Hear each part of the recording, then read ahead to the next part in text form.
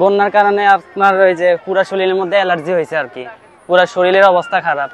তো এখন এতদিন আনতে পারি না, আজকে আনছি। আপনার এসে দেখতেছি সকলে মানে রুগীর ভিড়। তো কোন রকম ডাক্তার দেখাইছি।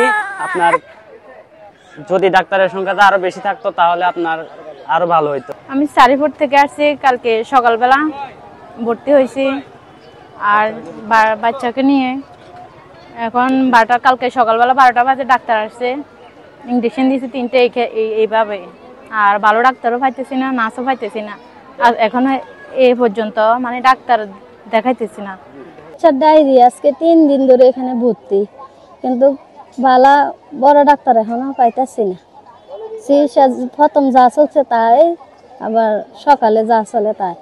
আমি খাগড়াছড়ি জেলা রামগড় উপজেলা থেকে আসছি। রামগড় উপজেলার এই স্বাস্থ্য কমপ্লেক্সে ভর্তি ছিলাম বাচ্চা নিয়ে 2 দিন।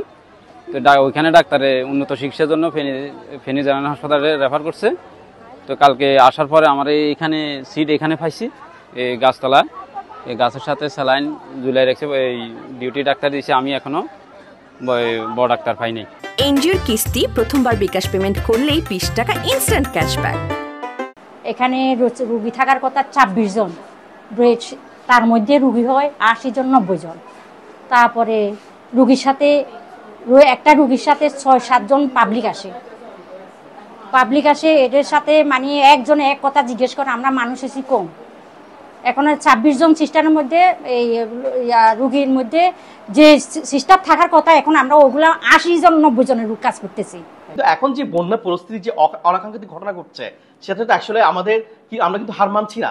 আমরা কিন্তু 250 বেডের এগেইনস্টে কিন্তু এখন পর্যন্ত 570 জন পেশেন্ট কিন্তু ভর্তি আছে, চিকিৎসা পাচ্ছে।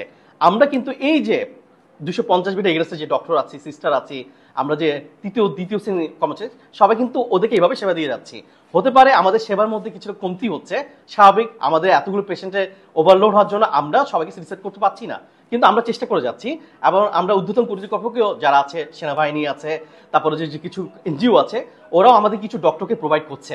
অলরেডি আমাদের সেনাবাহিনী কিছু ডক্টর আমাদেরকে দিয়েছে, চিটাগং মেডিকেলে অলরেডি 10 জনের একটা টিম কাজ করছে। তারপর হচ্ছে কিছু এনজিওতে কিছু ডক্টর আসছে। তা আমরা সবকে নিয়ে চেষ্টা করে যাচ্ছি ফেনীবাসীকে সেবা দেওয়ার জন্য।